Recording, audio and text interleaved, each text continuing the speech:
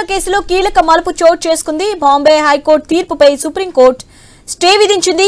High court ఆదేశాలతో విడుదలైన 12 మందిని మళ్లీ అరెస్ట్ చేయాల్సిన అవసరం లేదని స్పష్టం చేసింది. 2006 జూలై 11న యావత్ దేశం ఒక్కసారిగా ఉలిక్కిపడింది. ముంబై పశ్చిమ రైల్వేల్లోని పలు సబర్బన్ రైళ్లలో వరుసగా బాంబు పేలుళ్లు చోటు చేసుకున్నాయి. ఈ మరణ హోమంలో 189 మంది ప్రాణాలు కోల్పోయారు. మరో 800 మందికి పైగా గాయపడ్డారు. ఈ ఘటనపై సుదీర్ఘ దర్యాప్తు జరిగింది. అనంతరం 2015 అక్టోబర్లో ప్రత్యేక కోర్టు 12 మందిని దోషులుగా తేల్చింది.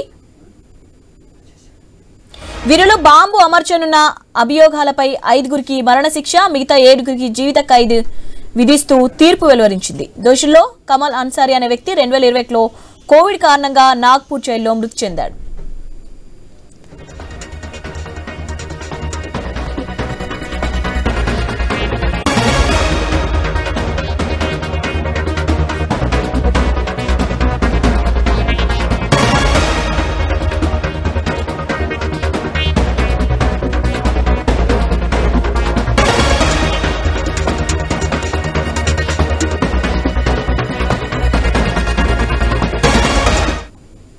ప్రత్యేక కోర్టు తీర్పుపై దోషులు హైకోర్టును ఆశ్రయించారు. దీనిపై సుదీర్ఘంగా విచారణ జరిపిన ఉన్నత న్యాయస్థానం ఆ 12 మందిని నిర్దోషులుగా తేల్చింది.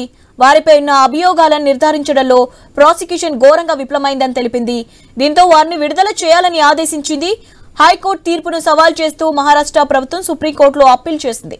దీనిపై విచారణ జరిపిన ధర్మాసనం హైకోర్టు ఇచ్చిన తీర్పుపై స్టే విధించింది. మహారాష్ట్ర ప్రభుత్వం చేసిన అప్పీల్పై తమ స్పందన తెలియజేయాలంటూ నిందితులకు నోటీసులు జారీ చేసింది.